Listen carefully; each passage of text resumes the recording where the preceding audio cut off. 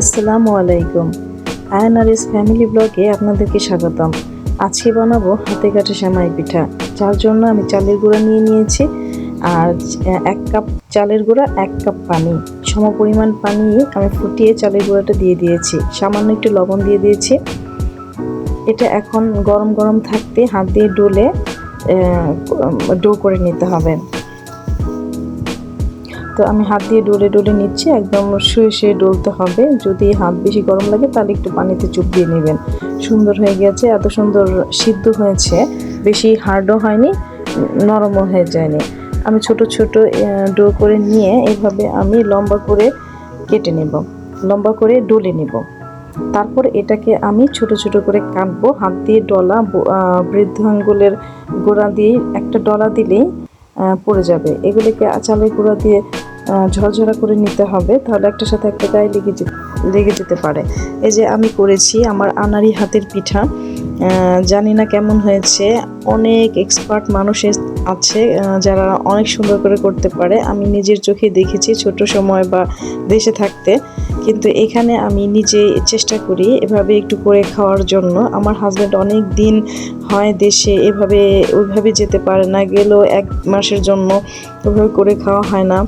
তো বিদেশের বাড়িতে এভাবে আমি চেষ্টা করি। আমি জানি না, আমি আমার মতো করে করি। কে কীভাবে করে এটা আমি বলতে পারবো না। আমরা ছোট সময় যেটা দেখেছি ওটা মিক্স করে আমি আমার থিওরিতে করি। তা আমি এটা দুধের মধ্যে জাল দিব। দেশে পানি, মিঠার পানিতে, এটা গুড়ের পানিতে এটা জাল দেয়।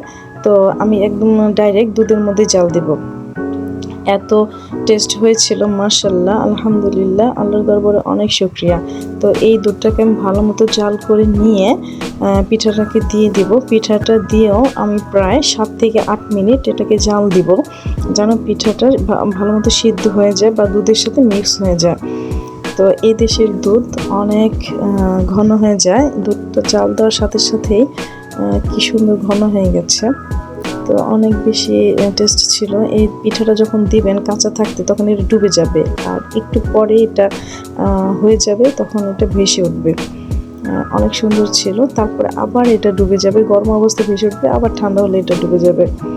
তো একটু লিকুইড অবস্থাতেই নামাতে হবে, কিন্তু বেশি হার্ড হয়ে গেলে, টেনে গেলে এটা দলা পেকে যাবে। যখন ঠান্ডা হয়ে যাবে না, এটা দলা দলা হয়ে যাবে। তো আমার হাজব্যান্ড আবার ওটা পছন্দ করে না, সবসময় লিকুইড টাইপের ডেজার্টটাই সে পছন্দ করে। তো আমি ওই নিয়মেই করি, যেহেতু আমার হাজব্যান্ডের জন্য করি। তো আমি কিন্তু ঘরোয়া পদ্ধতিতে বানাচ্ছি, ঘরোয়া যেভাবে করছি সেটাই আপনাদের সামনে তুলে ধরছি। এই যে আমি একটু জিলাপির প্যাচের মতো দিয়ে নিলাম। এই করতে করতে যা হয় আর কি।